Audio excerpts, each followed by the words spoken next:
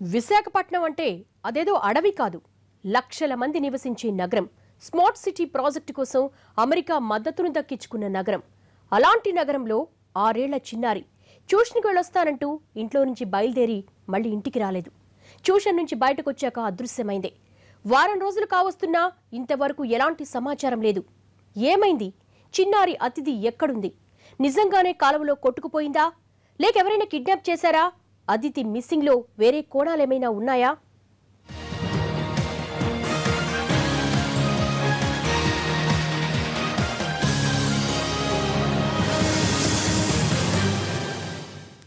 అసలు ఇలా జరుగుతుందా?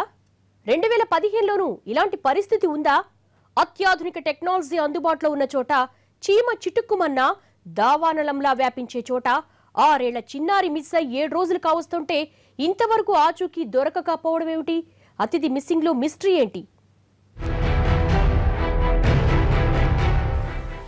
ఇప్పటి వరకు లభించని ఆచూకీ.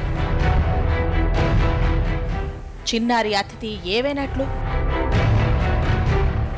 తల్లిదండ్రులకు గుండె కోత. విశాఖలో అతిథి అదృశ్యం మొత్తం వ్యవస్థకే సవాలుగా నిలిచింది. ఏదైనా ఘటన జరగగానే క్షణాల్లో దాని ఆనవాళ్లు తెలుసుకునే రోజులివి. అలాంటిది చిన్నారి మిస్ అయి వారం రోజులు గడుస్తున్నా చిన్నపాటి క్లూ దొరకలేదు.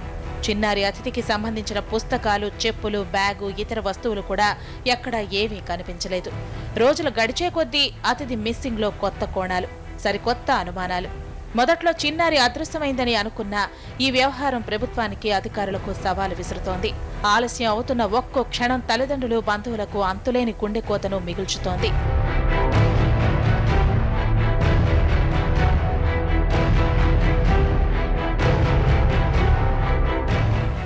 విశాఖ నగరాన్ని ఈదురుగాలులతో కూడిన భారీ వర్షం ముంచెత్తింది.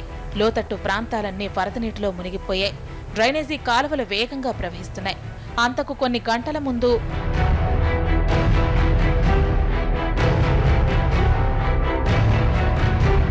హౌసింగ్ బోర్డ్ కాలనీలో కృష్ణ కాలేజ్ దగ్గరున్న ఓ ప్రైవేట్ బిల్డింగ్ లో ట్యూషన్ కోసం వెళ్లింది చిన్నారి అతిథి. పింక్ కలర్ డ్రెస్ వేసుకుని ఆడుతూ పాడుతూ హుషారుగా ట్యూషన్ కు వెళుతున్న దృశ్యాలు సీసీటీవీలో రికార్డ్ అయ్యాయి. పాప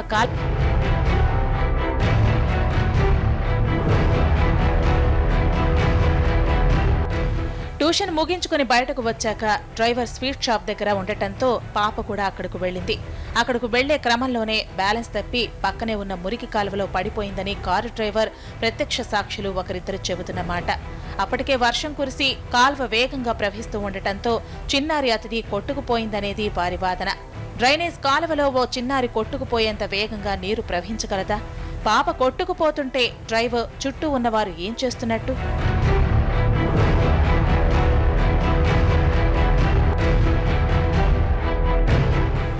చిన్నారి అతిథి తల్లిదండ్రులు బెంగళూరులో సాఫ్ట్వేర్ ఇంజనీర్లు.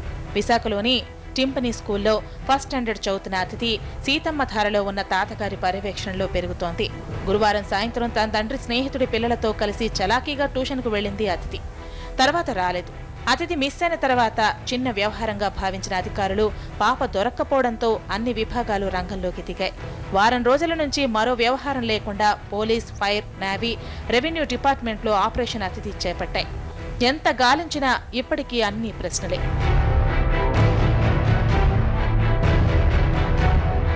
విశాఖలో అతిథి మిస్సింగ్ మిస్టరీగా మిగిలింది. డ్రైనేజీలో గల్లంతైన చిన్నారి ఆచూకీ కోసం విస్తృతంగా సాగుతున్న అన్వేషణ ఫలించడం లేదు. అతిథి కుటుంబ సభ్యుల్లో ఆవేదనతో పాటు అనుమానాలు బలపడుతున్నాయి.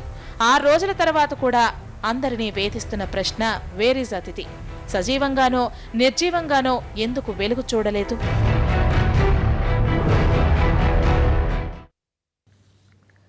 ట్యూషన్కి వెళ్ళొస్తా అంటూ తాతయ్యకి చెప్పి వెళ్లిన అదితి తిరిగి రాలేదు. జోరున కురిసిన వర్షం, హఠాత్తుగా ముంచెత్తిన వరదనీటి ప్రవాహంలో అదితి కొట్టుకుపోయిందనేది ప్రాథమిక సమాచారం. దీని ఆధారంగానే పాప ఆచూకీ కనుక్కునేందుకు అధికారులు, వివిధ విభాగాలు రేయింబవళ్లు శ్రమించాయి. ఇప్పటికీ శ్రమిస్తున్నాయి. కానీ వాస్తవ పరిస్థితులు వేరుగా కనిపిస్తున్నాయి.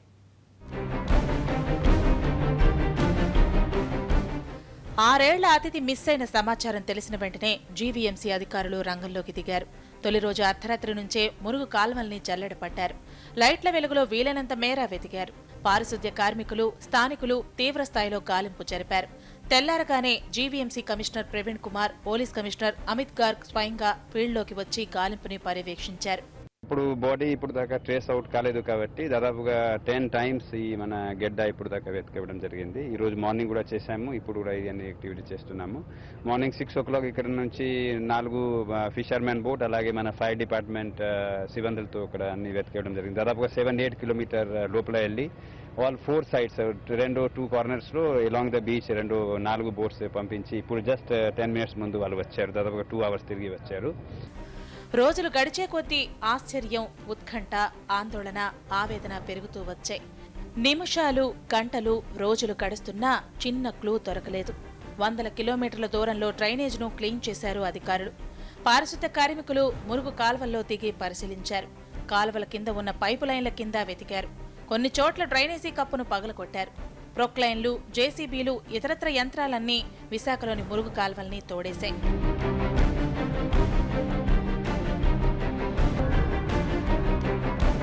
అరౌండ్ 6:10, 6:15 ఆ టైంలో ఫినిష్ అయ్యి ఉండొచ్చు. సో వెళ్ళిపోయేటప్పుడేమో మళ్ళీ సేమ్ యాజ్ యూజువల్ డ్రైవర్ వచ్చి తీసుకెళ్తాడు ఎప్పుడూ. ఆ రోజు కూడా సేమ్ డ్రైవర్ వచ్చాడు, వచ్చి తీసుకెళ్ళి పిల్లల్ని తీసుకెళ్తున్నప్పుడు ఇక్కడ వాటర్ కూడా తాగేసి వెళ్ళాడు.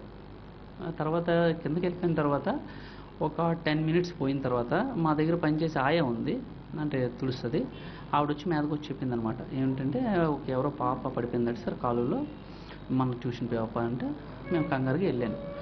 నేను కంగారు కిందకి వెళ్ళి చూసేసరికి ఆ కాలు ఎక్కడైతే తను పడిపోయిందో ఆ పక్కనే కారు ఆపింది. ఓకే, తర్వాత ఏమో లోపలేమో అదితి ఏడుస్తుంది. ఏమైంది అదితి అంటే టక్మని తన్వి ఏడుస్తుంది. ఏమైంది తన్వి అంటే అదితి పడిపోయింది సార్ కాలువలో అని చెప్పింది. మొదటి 3 రోజుల గాలింపు తర్వాత సీన్ సముద్రం మీదకు మారింది. మంత్రి గంటా శ్రీనివాసరావు సంఘటన స్థలానికి రావటం, పరిస్థితిని సమీక్షించడంతో గాలింపు విస్తృతి పెరిగింది. గజ ఈతగాళ్లను రంగంలోకి దించారు. హౌసింగ్ బోర్డ్ కాలనీ నుంచి వచ్చే మురుగు కాలువ సముద్రంలో కలిసే చోట అంగుళం జల్లెడ పట్టారు. సముద్రంలోనూ మత్స్యకారులు, ఈతగాళ్లు, నేవీ అధికారులు హెలికాప్టర్లతో భీమిలి నుంచి ఆర్కే బీచ్ వరకు సముద్రాన్ని కూడా శోధించారు. సముద్రం అడుగు భాగంలో అతిథి చిక్కుకొని ఉంటుందనే అనుమానంతో నిపుణులైన నేవీ సిబ్బందిని రంగంలోకి దించినా ఆచూకీ లేదు. చిన్న డ్రైను అలాగే పెద్ద డ్రైన్ కలిసే దగ్గర కొంత ఏరియా ఓపెన్ ఉండటం వల్ల, నైట్ పవర్ కూడా పోయినందువల్ల ఆ చీకట్లో చూసుకోకుండా అక్కడ కాలు పెట్టిపోవడం వల్ల ఆ పాప దాంట్లో పడి కొట్టుకుని పోయిందని చెప్పారు. తెలిసిన వెంటనే మొత్తం అధికారులందరూ కూడా వచ్చి ఎంత ప్రయత్నం చేసినప్పటికీ ఆ డ్రైన్ మొత్తం ఓపెన్ చేసి అప్ టు ఎక్కడైతే సీలో కలుస్తుందో అక్కడ దాకా కూడా వెతికినప్పుడు కూడా ఇంకా పాప ట్రేస్ అవుట్ కాలేదు. దానికి సంబంధించి న్యాయ వాళ్ళని కూడా రిక్వెస్ట్ చేసాం. హెలికాప్టర్లతో పాటు వాళ్ళ మొత్తం ఎక్స్పర్టీస్ మొత్తం పెట్టి ఎలాగా సరైన పాపను ట్రేస్ అవుట్ చేయాలని ఉద్దేశంతో ప్రయత్నాలు చేస్తూ ఉన్నారు. అయితే రోజు గడిచే కొద్దీ చిన్నారి మిస్సింగ్ అధికారులకు సవాల్గా మారిపోయింది. రాత్రి పగలు తేడా లేకుండా గాలింపు చర్యలు కొనసాగుతూనే ఉన్నాయి. ఇప్పటి వరకు ఆంధ్రప్రదేశ్ ప్రభుత్వం 2 కోట్ల రూపాయలు ఖర్చు పెట్టిందని అంచనా.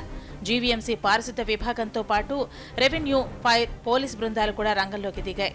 సోషల్ మీడియాలో విస్తృతంగా ప్రచారం కావడంతో విశాఖవాసులు కూడా అధికారులకు తమ వంతు సాయం అందిస్తున్నారు. చిన్నారి అతిథి తమ ఇంట్లో బిడ్డగా భావించిన నగర ప్రజలు గాలింపులో పాల్గొంటున్నారు. సీన్ సముద్రంలోకి మారిన తర్వాత విశాఖ మత్స్యకారులు పడవల్లో గాలింపు చర్యలు చేపట్టారు. సముద్రం అడుగున ఉండే చిన్న వస్తువులను సైతం కదిలించే ఫిషింగ్ నెట్స్ ఉపయోగించారు. డ్రైనేజీ అడుగు భాగంలో ఇసుక, మట్టి కింద అతిథి చిక్కుకుని ఉంటుందేమో అన్న అనుమానాన్ని కూడా వదల్లేదు. 100 మంది సిబ్బంది, లక్షల మంది ప్రార్థనలు, వ్యవస్థలు, ప్రభుత్వం తీసుకుంటున్న చర్యలు ఏవీ ఇంతవరకు ఫలితాన్ని ఇవ్వకపోవడం ఆశ్చర్యంతో పాటు ఆందోళన కలిగించే అంశం. అతిథి జాడ తెలుసుకోవడానికి ఇంకా ఎంత సమయం పడుతుంది? ఇదే అందరి మదిలోనూ మెదులుతున్న ప్రశ్న. న్యూస్ ఆన్లైన్లో షార్ట్ బ్రేక్.